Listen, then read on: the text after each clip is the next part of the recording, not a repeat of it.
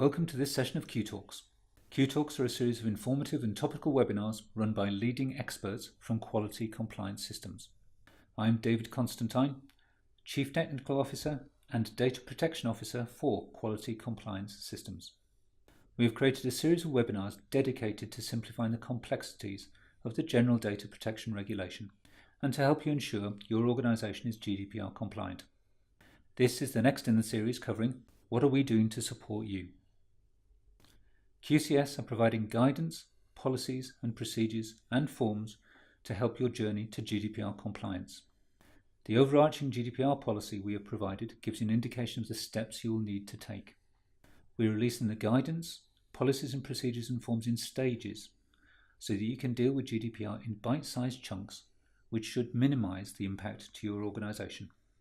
Please bear in mind that although you can use our guidance and policies to begin your compliance journey, you may find you need legal advice in relation to any key issues or concerns. We are providing all the policies and procedures you need to kickstart your compliance with GDPR. You may find that, because of the way your organisation works, additional policies and procedures would be useful. Don't feel restricted by the guidance, policies and procedures that we're offering. They cover all the key areas and give you a solid starting point, but you understand your organisation and the data you process better than anyone.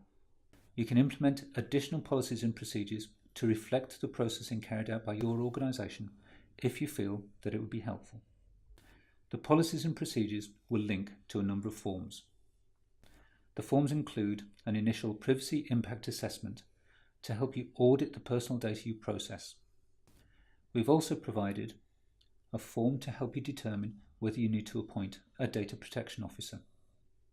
We'll also provide forms to help you respond to subject access requests and deal with a breach of GDPR, and a consent form for you to use with service users. Our policies and procedures relating to website privacy policies and fair processing notices are also likely to include forms to help you make sure you've included the relevant information in those documents. Finally, we'll provide a template privacy impact assessment for you to use in future when any changes are made to the processing you carry out. We will provide a number of guidance notes explaining some of the key principles of GDPR. These include guidance around the key terms and key principles of GDPR, the requirements around processing personal data, an explanation of new and improved rights of the data subjects, and an explanation of issues to consider when you transfer personal data. So there you have it. These are what we are doing to support you. Thank you for listening.